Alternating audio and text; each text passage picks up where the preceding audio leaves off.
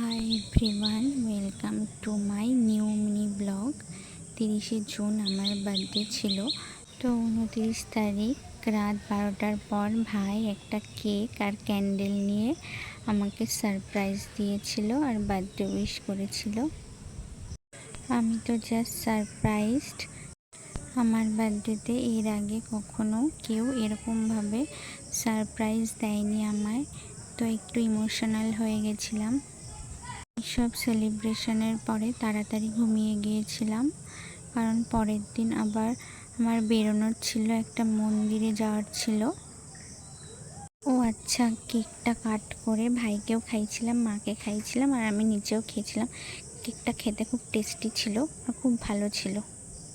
করে আর হোয়াটসঅ্যাপ করে আমার অনেক ফ্রেন্ডস আমাকে বার্থডে উইশ করেছে, তাদেরকে থ্যাংক ইউ সো মাচ যে তারা মনে রেখে আমার বার্থডে উইশ করেছে। বার্থডের দিন এই ছোট্ট একটা ম্যাঙ্গো কেক আর পায়েস নিয়ে এসেছিল আমার ফ্রেন্ডস।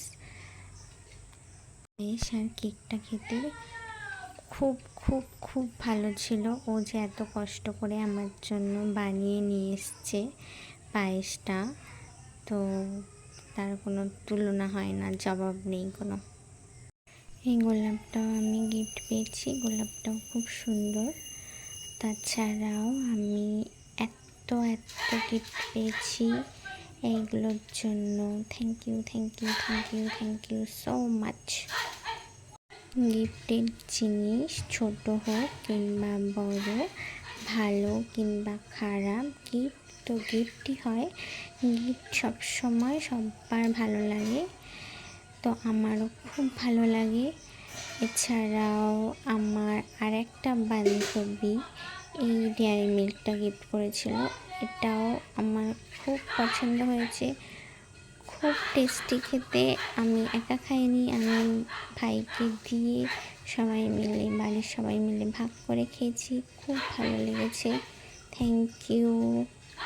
এতে একটা ছোট্ট উইশও আমার কাছে বিশাল বড় মাইনে রাখে।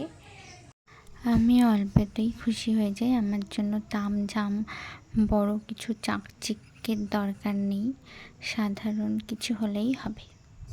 তো আমরা গিয়েছিলাম বালিগঞ্জের বিড়লা টেম্পলে।